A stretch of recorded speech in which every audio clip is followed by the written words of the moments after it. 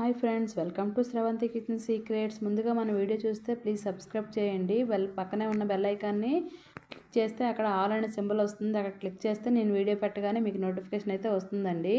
ఈరోజు అయితే రథసప్తమి కదా, రథసప్తమి శుభాకాంక్షలు అండి అందరికీ. ముందుగా అయితే నేనైతే మార్నింగే ఫ్రెష్ అయిపోయి రైస్ పక్కన పెట్టేశానండి. పిల్లల బాక్సులకి అయితే ఇక్కడైతే చిక్కుడుకాయ ఫ్రై అయితే వండుతున్నాను. ప్యాన్ పెట్టి అందులో కొంచెం ఆయిల్ వేసుకొని అందులో ఆవాలు, జీలకర్ర, పచ్చిశనగపప్పు అలాగే మినపప్పు వేసి బాగా వేయించుకోవాలి. అందులోనే ఒక 3 ఎండుమిర్చి కూడా వేసుకోవాలి. వేసుకొని ఒక ఉల్లిపాయ కట్ చేసుకొని వేసుకొని బాగా వేయించుకోవాలి. అందులోనే కొంచెం కరివేపాకు కూడా వేసి బాగా మిక్స్ చేసుకొని వేయించాక ఇగోండి ముందుగా అయితే నైటే కట్ చేసుకున్నాను. ఇలాంటి పూజలు ఏవైనా అయితే ముందు రోజు అయితే నేనైతే వెజిటేబుల్ అయితే కట్ చేసేస్తాను. చిక్కుడుకాయ ముందు రోజు కట్ చేయాల్సినవన్నీ కట్ చేసేస్తానండి. వెంటనే కట్ చేయాల్సినవి అయితే అప్పటికప్పుడే కట్ చేసుకుంటాను. ఇవైతే ముందు రోజు అయితే కట్ చిక్కుడుకాయలు పర్లేదు కాబట్టి ముందైతే కట్ చేసేసాను.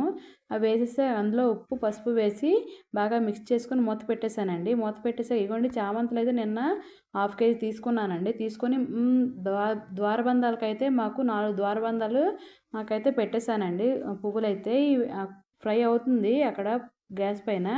ఈలోపు అయితే ఖాళీగా ఉండడం దేనికని చెప్పి ద్వారబంధాలకైతే పెట్టేశాను. ఇగోండి ఫ్రై అయిపోయాక ఉప్పు, కారం కూడా వేసేసి అందులో కొంచెం గరం మసాలా వేసి దించేసానండి. ఇప్పుడు కాఫీ అయితే మా హస్బెండ్ కాఫీ అడిగారు. కాఫీకి అయితే పాలు పెడుతున్నాను. ఇందులో టైం వేస్ట్ చేయడం ఎందుకని మా గార్డెన్లోకి వచ్చి అయితే రోజ్ ఫ్లవర్స్ అయితే హార్వెస్ట్ చేస్తున్నానండి. చాలా వచ్చాయండి.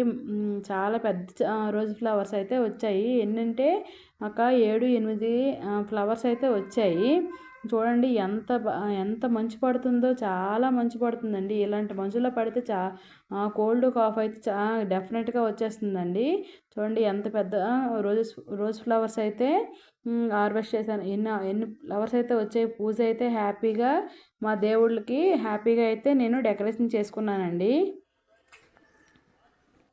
ఇంకా ఉన్నాయి కానీ అయితే తెంపలేదండి. చూడండి అయితే ఎంత మంచు ఉందో చుట్టుపక్కల. చూడండి మంచులో అయితే సూర్యుడు అయితే అస్తమిస్తున్నాడు. ఇగోండి ఈరోజు నుంచి అయితే ఎండలు బాగా కొంచెం ముదురుతాయండి. చూడండి ఎన్ని ఫ్లవర్స్ వచ్చాయో.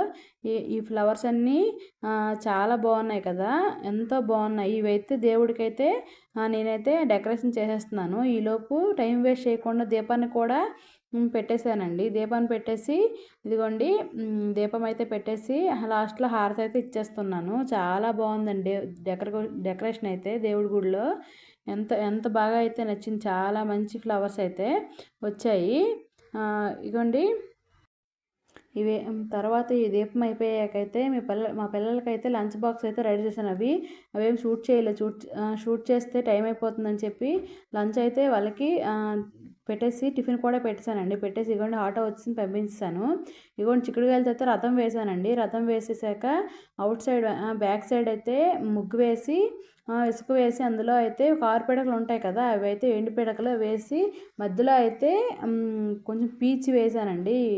ఎదురు పీచు వేసి అయితే 2 ఆరతి పిల్లలు వేసి వెలిగించేసి పాలు పొంగించడానికి అయితే పొయ్యినైతే నేను రెడీ చేస్తున్నాను. అలా కొంచెం సేపు అయ్యాకైతే పొయ్యి అయితే బాగా అయితే మంట వచ్చేసిందండి. ఇప్పుడు ఇగోండి గిన్నెకైతే పసుపు రాసి బొట్టు పెట్టేసి అందులో 1 లీటర్ పాలు అయితే పోసేసుకున్నానండి. పోసేసి బాగా అయితే కార్డ్స్తో ఇలాంటివి ఉంటాయి కదా, వాటితో అయితే మా హస్బెండ్ బాగా అయితే ఊపితే మంచిగా మంట అయితే ఇగోండి బాగా వచ్చాక పాలు అయితే 3 times బాగా పొంగాయండి. పొంగాక అందులో ముందుగా అయితే కొత్త రైస్లో బియ్యంలోకి కొంచెంగా నెయ్యి వేసి కలుపుకొని పక్కన పెట్టుకున్నాను కదా, ఆ రైస్ అయితే అందులో వేసేసి చెరుకు ముక్కలు కూడా చిన్న కట్ చేసి అందులో వేసానండి. వేసి ఒక చెరుకు ముక్కతో అయితే అలా కలుపుకుంటున్నాను. గరిటె పెట్టకుండా చెరుకు ముక్కతో అయితేనే బాగుంటుంది.